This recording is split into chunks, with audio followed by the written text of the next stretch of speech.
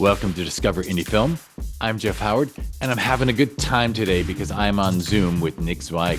Hey, Nick. Hey, Jeff.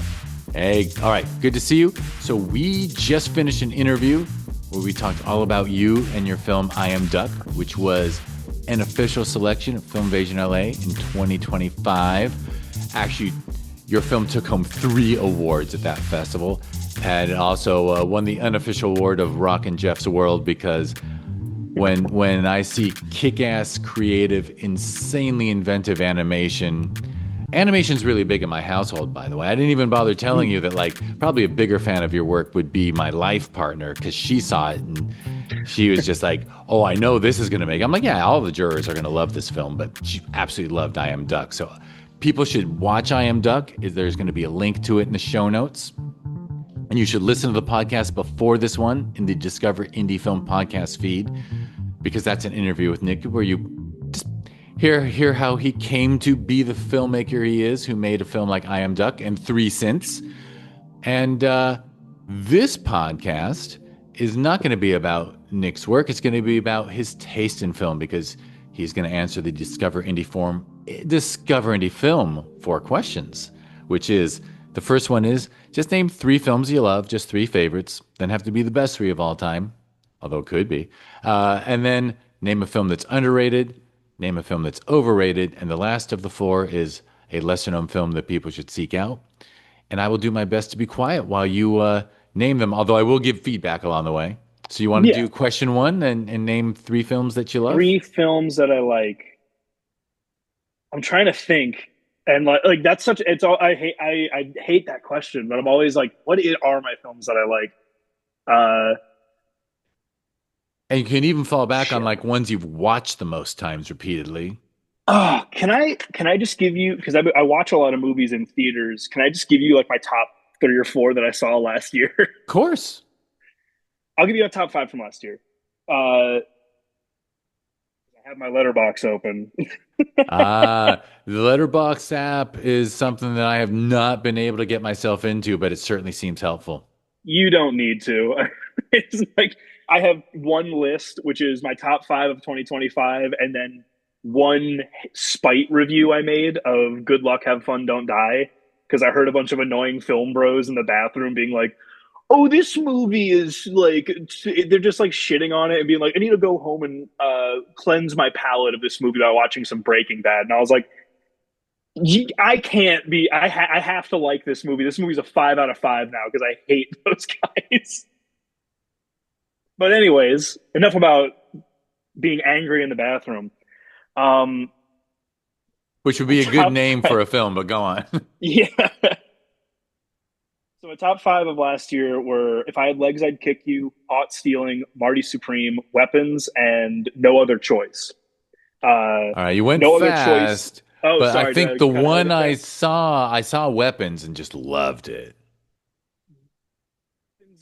I'm like been itching to watch it again, but No Other Choice is it's a film, it's a Korean movie. I love this film. It is so funny. It is so like on topic, especially with these days. As somebody who was like a couple months ago looking for a job and like going through the job search process, the concept is he's like applying for jobs and noticing the guy who's getting the job. So he goes to like kill him so he can get the job because he was like the next in line or whatever. Love that one. If I had legs, I'd kick. If I had legs, I'd kick you. Rose Byrne has like such an amazing performance in it that I just can't help but love. And Caught Stealing is just like a dirty, grimy, pulpy movie that I love. It's so good. Excellent. All right. Only answer this if you think of an answer right away. But if someone asks you for your favorite film the day you were finishing high school, did you have a Ooh, favorite film in high school? 2001. Yeah, there we go. Had to And pull I'm that out of worse. you. I'm a worse dork because I read 2001. My dad made me read 2001 before I watched the movie, and it does help. People like to be like, "Oh, they wrote it at the same time." It's like, yeah, when you read a book, you're going to understand more about what's happening than if you watch the movie. And Kubrick's always being like, doing weird, odd shit. So like you could just like write it off as him being pretentious, but like there's purpose in the things he does. Look, there is some I already see if 2001 hits you at that age, let's be Oh honest, yeah, there's some amazing animation in that film. People don't think of it as an animated film, but there is some amazing the sets and visualizations. the ooh. Oh my God, for sure. All right, excellent. Hey, I'm glad I Mhm. pulled that question out of my ass. All right, Yeah, question number two is a film you think is underrated. underrated.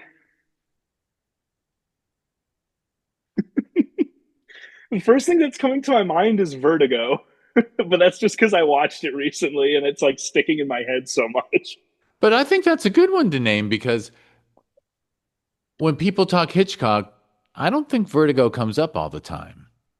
Yeah, I mean it's such a weird movie. It's way weirder than people like. I feel like people understand. Like it's functionally two movies in one. It's like one part ends and then you get this like epilogue that you're like, "Oh, we're halfway through this movie." So the epilogue is a whole other ass movie. And like weirdly experimental with the color and like what the story is happening. Uh Oh, and now which Nick. actually Oh, yeah, there we go. no, sorry, I'm pausing to think. I know. I actually thought Zoom froze. That's how still you were. Just not good at it. Uh Nice. but I think yeah, I think Vertigo. I'll say Vertigo is underrated. I kind of want to say a film. If I want to stick to my theme of like 2025 films, I'll say Dangerous Animals was underrated. It was like a slasher movie about a guy feeding girls to sharks.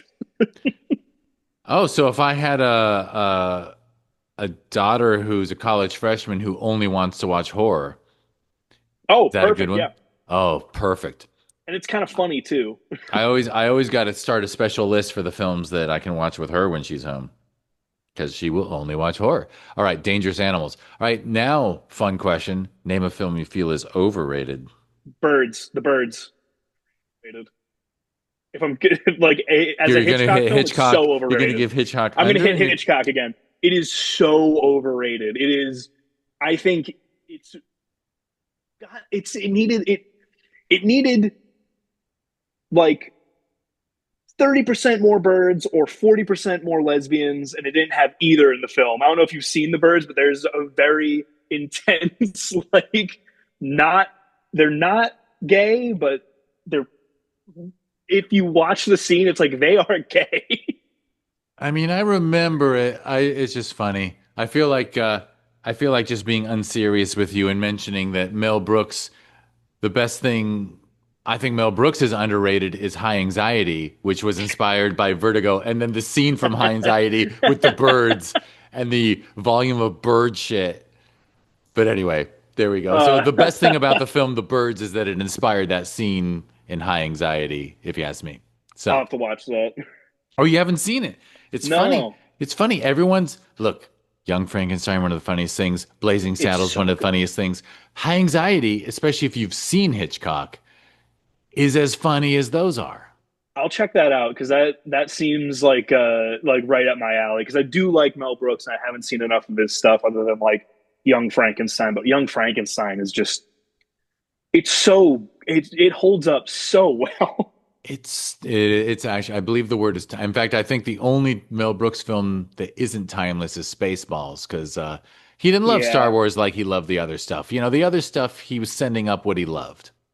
That he was sending up something he was like, I don't know, this is what's popular now. All right. So anyway, yeah.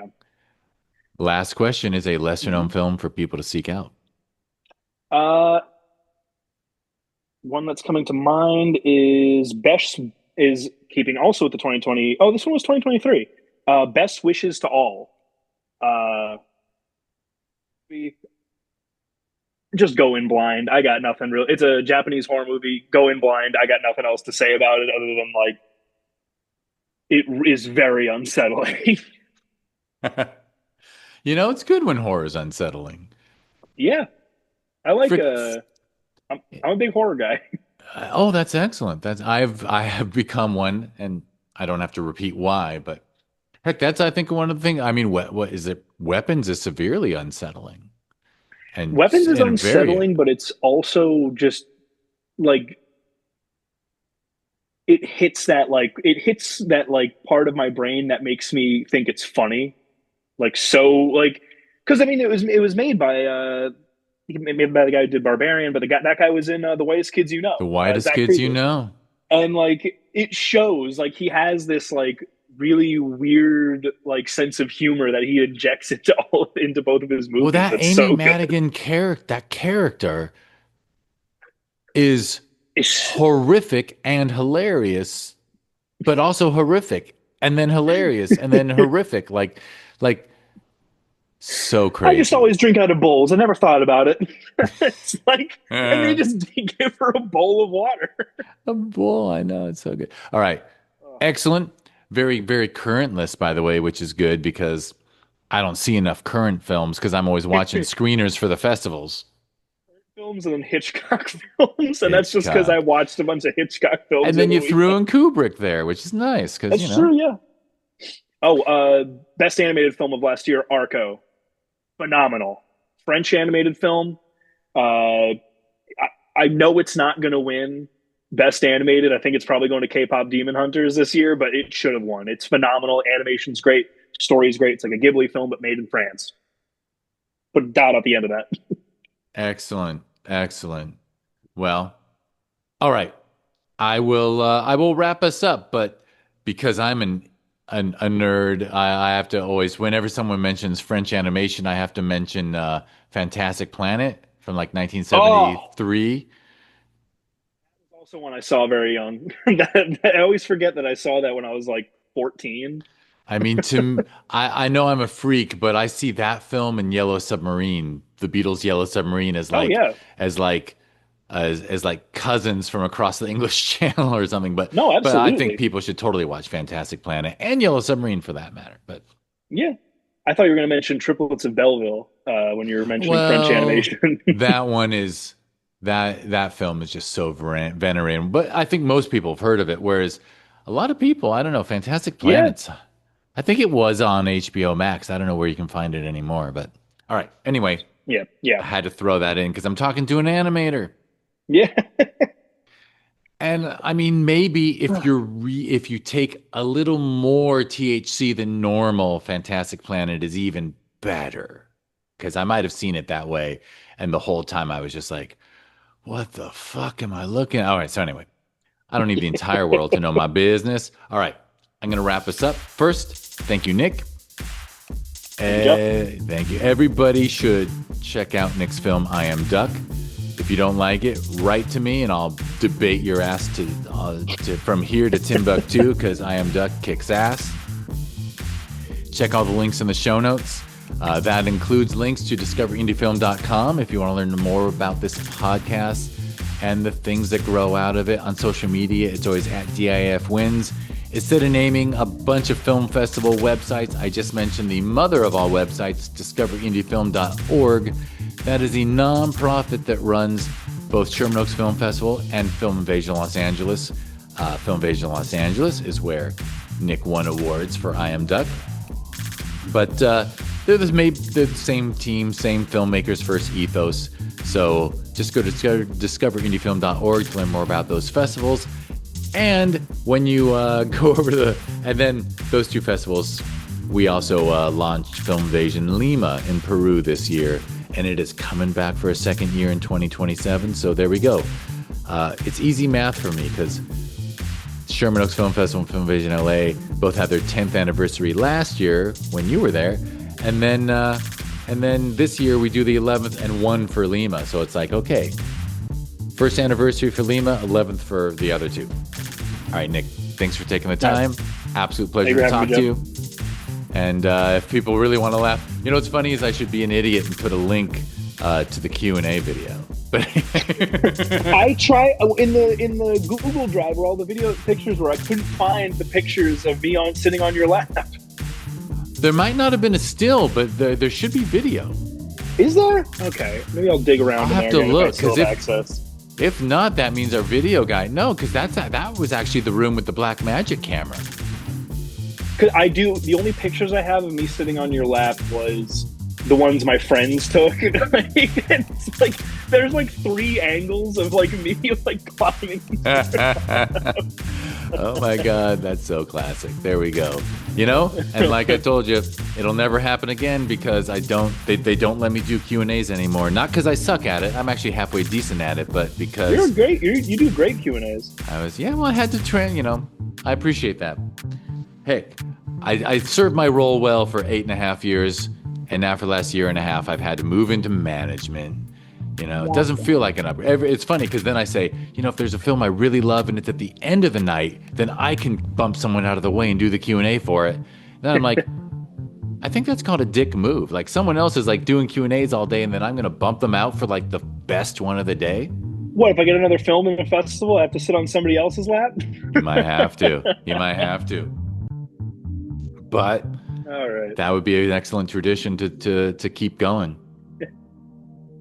And then I'll show up and sit on yours. There we go. Yeah. There we go. All right.